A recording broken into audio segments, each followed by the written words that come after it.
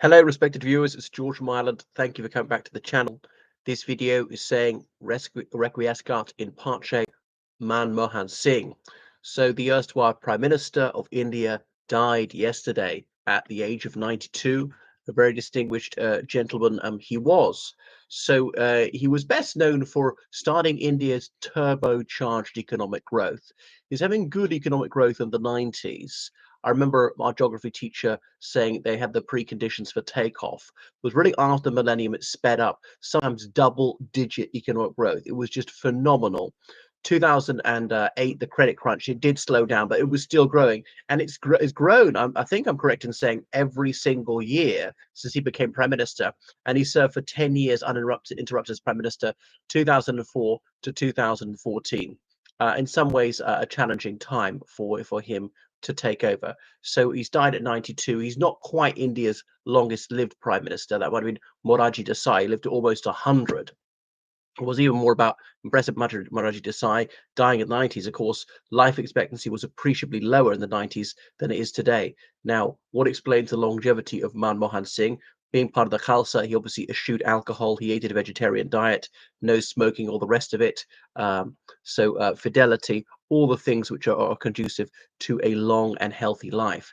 He's born in what is now Pakistan. He was born into a Sikh family.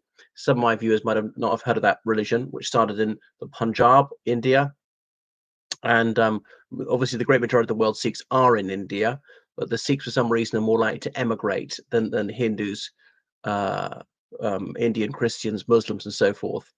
Anyway, so the observant Sikh men are baptized, or Sikh women baptized when they reach adulthood. But the observant Sikh men, they wear beards because they never cut any body hair, and indeed they wear turbans just to keep the hair in order. Apparently, the turban's not essential, but they all just find it useful to keep their hair under control. So yeah, he was born there, and he was obviously a victim of the partition of India when he was 15 years old, or 14 years old, actually, fleeing for his life from territory which became Pakistan. Um, anyway, he was always very scholarly, and that's why he has a doctorate. He'd studied at Oxford University. Is he the only Indian prime minister to win a degree from Oxford University? I know Indira Priyadarshini Gandhi. She studied at Somerville College, Oxford, but then she dropped out without a degree. So anyway, he was born into a middle class Sikh family of merchants. Um, and then he moved to the East Punjab, the western half of Punjab, which then became Pakistan.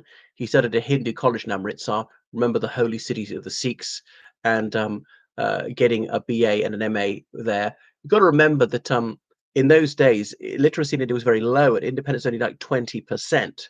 So to have a degree, you were just so far ahead of most people. In those days, about 2% of the population of the United Kingdom would get a degree. In India, it'd be more like 0.2%. So that's why he was very much in the academic Aristos, and then going on to St. John's College, Cambridge, winning a scholarship to go there because obviously he didn't have that much money. There's a wealth gap between India and the United Kingdom now. But in the 1950s, when he went to Cambridge, it was much, much further. Then he went to Oxford University, to Nuffield College, a postgraduate only one, where he got a DPhil. Every other country calls a doctorate, or sorry, every other university calls it PhD. In Oxford, it's DPhil, a thesis about India's export performance, and he thought it needed to improve. So he went back. We worked for the United Nations for a while, as well as being a lecturer in India, and then he joined the Congress Party. And famously, PV Narasimha Rao, the first Congress Prime Minister not to be from the what it was, the sort of Nehru Gandhi dynasty, appointed him finance minister in 1991. Rajiv Gandhi had been prime minister in the late 1980s after his mother's assassination, and Rajiv Gandhi realized the license Raj had to go. Up until then, there was an autarkic policy, so minimize imports, make things in India insofar as possible, and have to get licensed to bring things in, meant to be a planned economy. So it was tended towards socialism. It wasn't actually a communist state. There were elements of the free market. But I mean, Nehru said there's this pointless competition. And capitalism, all it does is put more money in fewer and fewer pockets. It will impoverish the masses. And in a country where there's a terrible impecuniosity, we have to help those who are poverty stricken. And the only way to lift them out of pauperism is by government action, controlling the economy for the good of the people. And that's how the neediest will have the necessities of life provided to them. But Rajiv Gandhi began to see that this is foolish. And the way to do it, like some Latin American countries were doing, is to liberalize the economy, have less state ownership, to have more private ownership and the profit motive, and that would produce more goods and services and at a higher quality as well. So he started moving towards that in the late 1980s. Obviously, lost the election over the Bofors scandal in 1989 to do with bribes to and from the Swedish company Bofors about manufacturing howitzers for the Indian Army. Then there was that coalition in for 2 years. God, I mean, and there was a Singh who led that one for a while, but he wasn't a Sikh. He was a Jat, a Singh who's not a Sikh. And then 1991, just after the assassination of Rajiv Gandhi, when he's campaigning to come back into office, Congress won by a landslide. PV Narasimha Rao is prime minister, and Manmohan Singh is finance minister. And there's this celebrated oration in the Parliament of India announcing its economic reform package. And that really was an epoch-making moment. So India had a major fiscal deficit. There was a balance of payments crisis, and so on. And then he was able to turn it all around, really by transitioning to capitalism. So he was personally incorruptible. Now he was elected to the Rajya Sabha, as in the House of the States. So the state legislatures elect people to that upper house. The Lok Sabha is, as in the House of the People, is directly elected in single member constituencies by the first past the post system. Um, and he's a Congress party leader, and then he was indeed a leader of the opposition party, because the Bharatiya Janata Party, they came back into office in 1998 and they held office to 2004. And it looked like, Congress was wrecked. Would Congress ever get back into office? Yeah, I remember when he stood for South Delhi in 1999. I was in India at the time, but he didn't unseat the incumbent.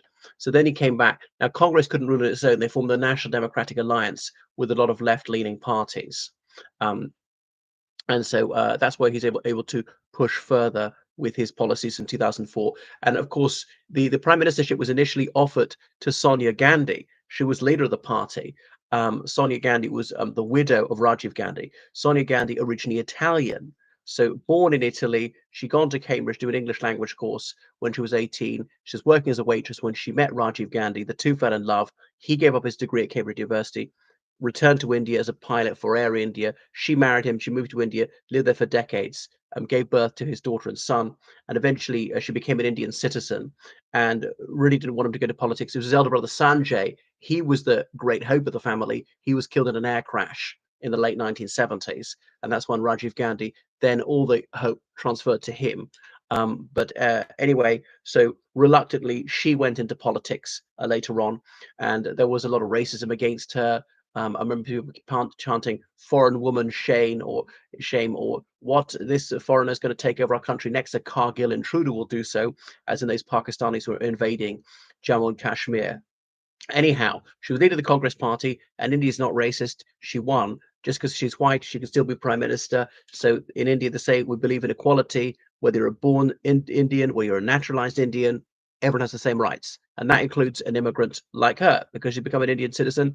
We are colorblind. We draw no distinction. Um, but then she was the president say, well, can you form a government?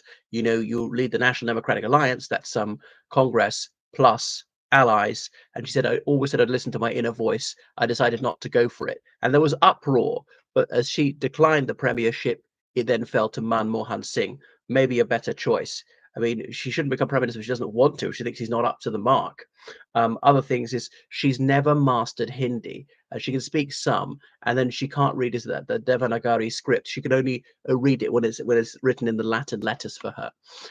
Anyway, so Manmohan Singh took over.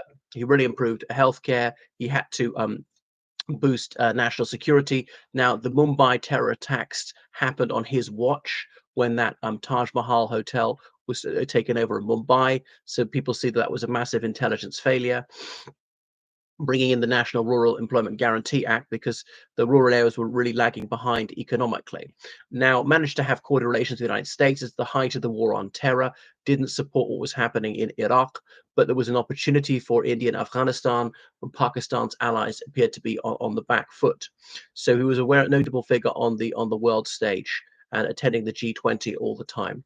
So he was held in the highest respect, and the opposition found it difficult to lay a glove on him. So he enjoyed a quiet retirement, and he seldom made interventions.